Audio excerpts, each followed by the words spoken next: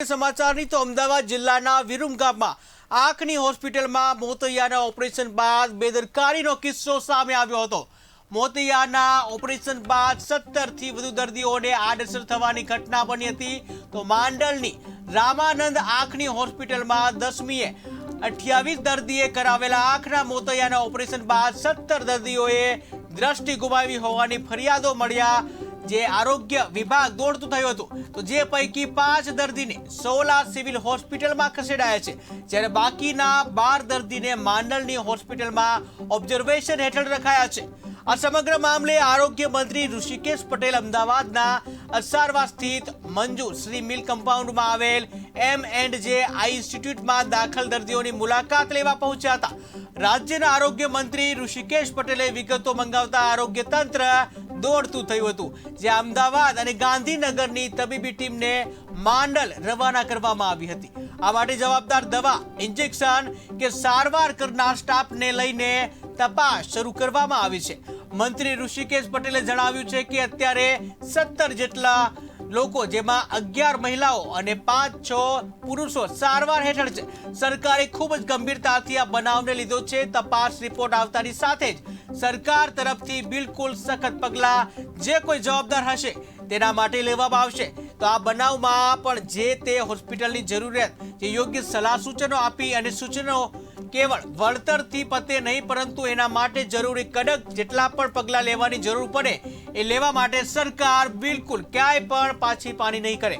આ પ્રકારના બનાવો ભવિષ્યમાં પણ ન બને એના માટે તમામે તમામ જેટલી પણ હોસ્પિટલો, ખાનગી સરકારી ટ્રસ્ટની, એમાં ધારાધોરણ અને મેડિકલ નિયમો પ્રમાણેની વ્યવસ્થાઓની ચકાસણીની પણ સરકાર આગામી સમયોમાં નિયમો સાથે ચકાસણી પણ કરવાના છીએ।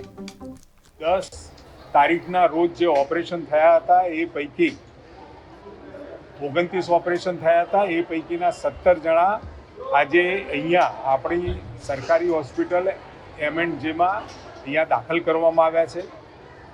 10મીએ ઓપરેશન થયા, 13મીએ નાની મોટી તકલીફ થતાં એ જ હોસ્પિટલનો દર્દીઓએ સંપર્ક કર્યો।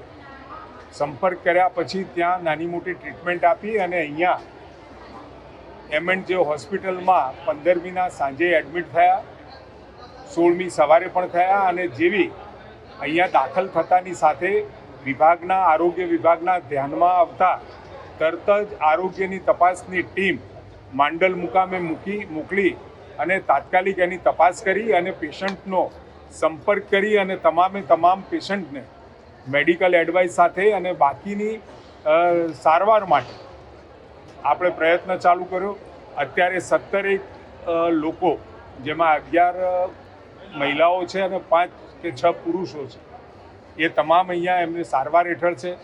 અને મેડિકલી જે પણ કોઈ મુશ્કેલી અથવા તો જે કોઈ પણ દર્દીની હાલત અથવા એની જે મેડિકલ પોઝિશન માટે હોસ્પિટલ દ્વારા સત્તાવાર નિવેદન આપવામાં આવશે। પરંતુ સરકારે ખૂબ જ ગંભીરતાથી આ બનાવને લીધો છે।